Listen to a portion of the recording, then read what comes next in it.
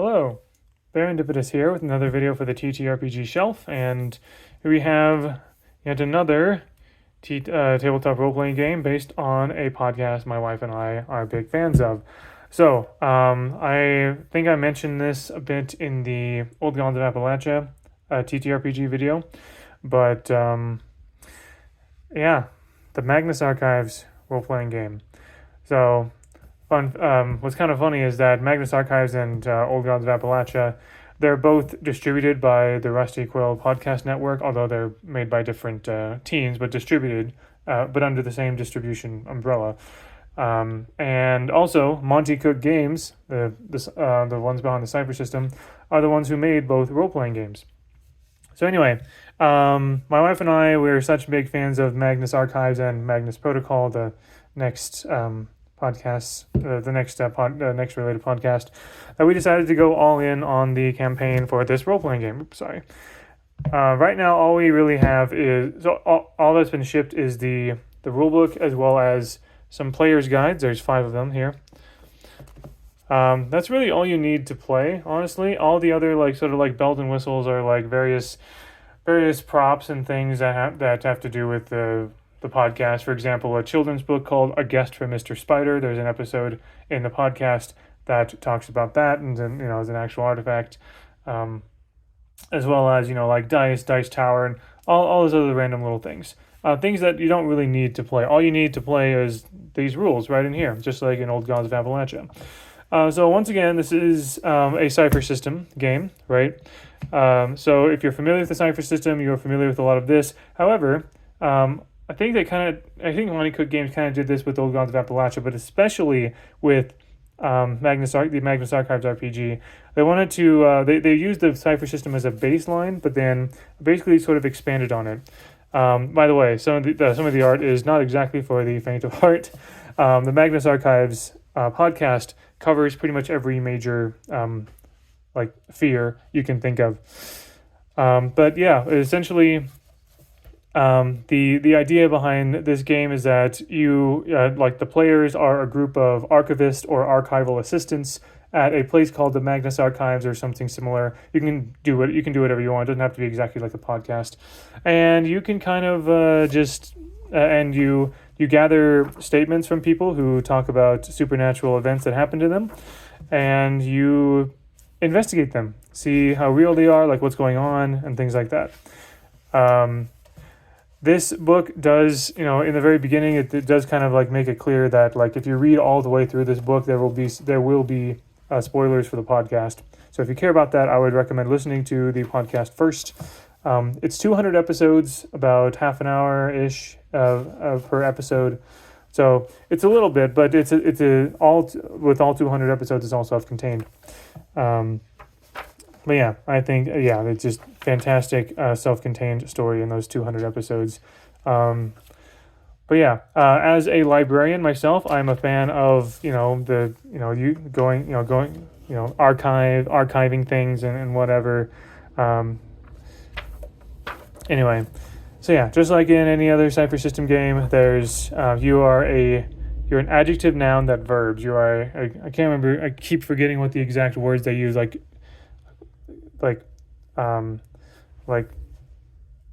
descriptor focus. You're a descriptor class that focuses on something or whatever. I don't know. Oh, sorry.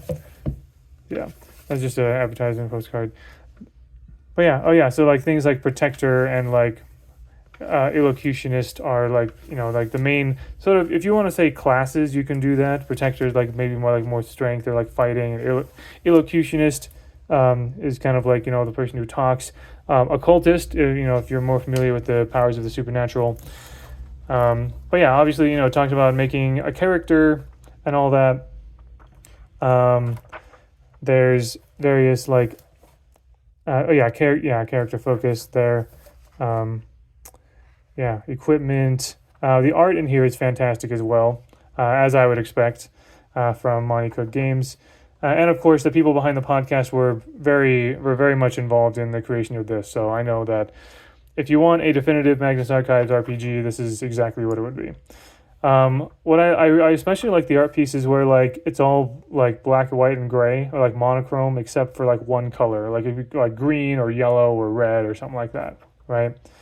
Let's see. We're at yeah, rules of the game and so on and so forth. The statement. So that is like that's something new to this game. There's obviously everything in TTRPG books are suggestions, right? But an important part of the vibe of Magnus Archives is that the session is at like the beginning of an episode or a session or whatever begins with the statement. You've pulled out a statement or you've gathered a statement from somebody who talks about something strange that happened to them, and then the archivists kind of gather together and investigate investigate that something like weird or spooky or things like that, right?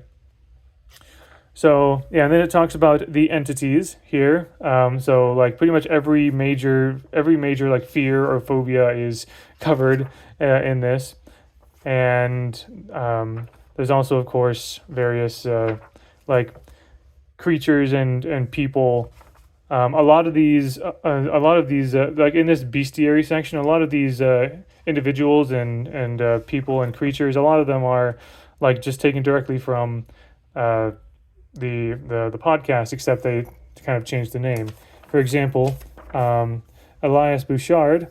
There's actually a note in here. So we have the Abiding Watcher here, and there's a note that says the Abiding Watcher's name in the Magnus Archives podcast is Elias Bouchard, and so on and so forth. And they'll have notes like that here. Chosen of the Flame, the character known as the Chosen of the Flame in the podcast is Agnes Montague, and so forth, right? So that way, if you want to do like a one-to-one like correlation with the podcast, you can do that. But yeah, Michael Crew, the Distortion, Jane Prentice, and all that. Like all those creatures and people are reflected in here, right? And of course, they would give you ideas for other people and creatures and whatever. And then, of course, there's artifacts and books. Books are, of course, books do feature fairly prominently in the podcast. They're not the only artifacts, though. There's things like a locked coffin, a calliope, an urn, and so on and so forth. So there's lots of various artifacts that, again, are things from the Magnus Archives podcast.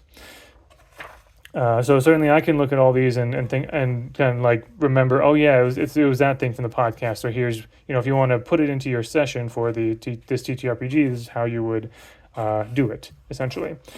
Yeah, and then there's a couple of adventures in the back here to kind of get you started, and looks really cool. And I'm very happy to have this. My wife and I are very happy to have this, as well as the Old Gods of Appalachia TTRPG. And again, we just have these player's guides so that you don't have to.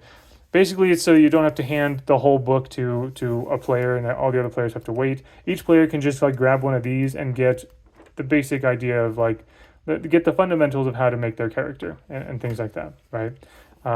There's also fun printouts like Magnus Institute written statement, right? Or written state. So yeah, we have a witness statement form front and back there.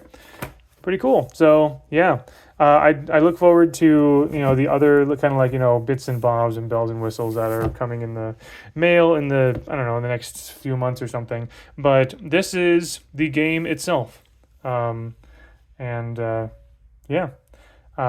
Thank you very much for watching. I hope you enjoyed, and until next time, all the best.